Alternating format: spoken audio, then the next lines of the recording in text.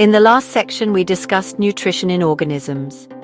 The food material taken in during the process of nutrition is used in cells to provide energy for various life processes. Diverse organisms do this in different ways.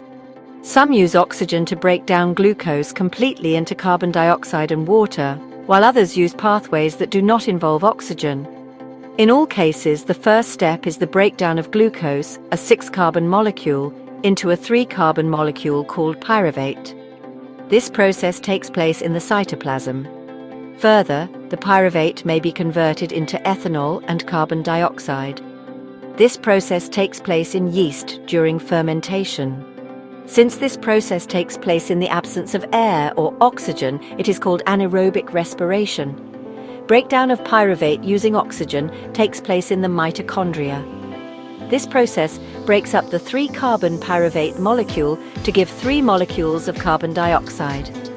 The other product is water. Since this process takes place in the presence of air or oxygen, it is called aerobic respiration. The release of energy in this aerobic process is a lot greater than in the anaerobic process.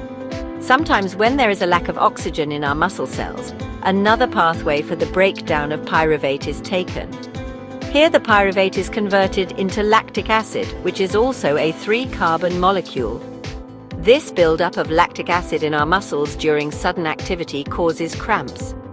The energy released during cellular respiration is immediately used to synthesize a molecule called ATP, which is used to fuel all other activities in the cell. In these processes, ATP is broken down, giving rise to a fixed amount of energy which can drive the endothermic reactions taking place in the cell. ATP is the energy currency for most cellular processes.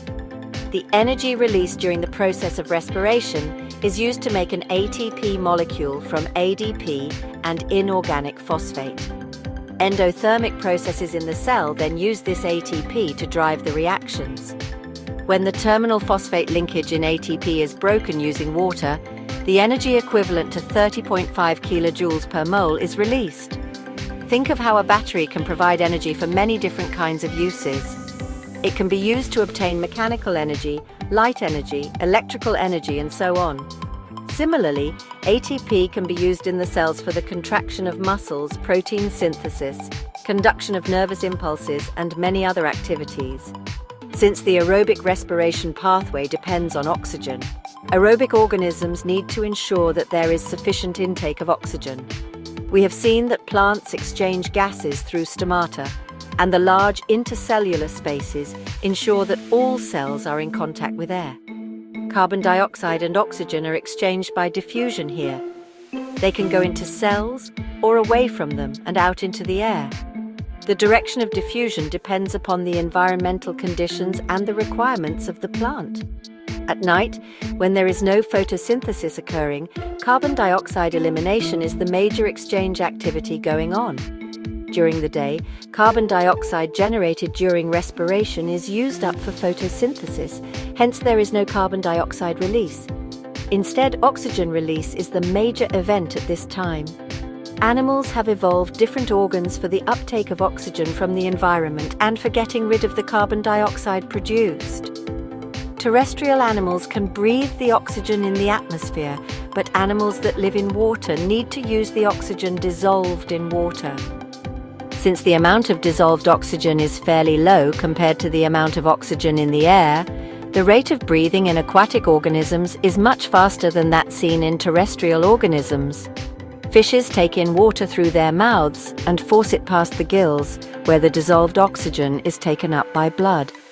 Terrestrial organisms use the oxygen in the atmosphere for respiration. This oxygen is absorbed by different organs in different animals. All these organs have a structure that increases the surface area which is in contact with the oxygen-rich atmosphere. Since the exchange of oxygen and carbon dioxide has to take place across this surface is very fine and delicate. In order to protect this surface, it is usually placed within the body, so there have to be passages that will take air to this area. In addition, there is a mechanism for moving the air in and out of this area where the oxygen is absorbed. In human beings, air is taken into the body through the nostrils. The air passing through the nostrils is filtered by fine hairs that line the passage. The passage is also lined with mucus, which helps in this process. From here, the air passes through the throat and into the lungs. Rings of cartilage are present in the throat. These ensure that the air passage does not collapse. Within the lungs, the passage divides into smaller and smaller tubes which finally terminate in balloon-like structures called alveoli. The alveoli provide a surface where the exchange of gases can take place. The walls of the alveoli contain an extensive network of blood vessels. When we breathe in, we lift our ribs and flatten our diaphragm, and the chest cavity becomes larger as a result. Because of this, air is sucked into the lungs and fills the expanded alveoli. The blood brings carbon dioxide from the rest of the body for release into the alveoli, and the oxygen in the alveolar air is taken up by blood in the alveolar blood vessels to be transported to all the cells in the body.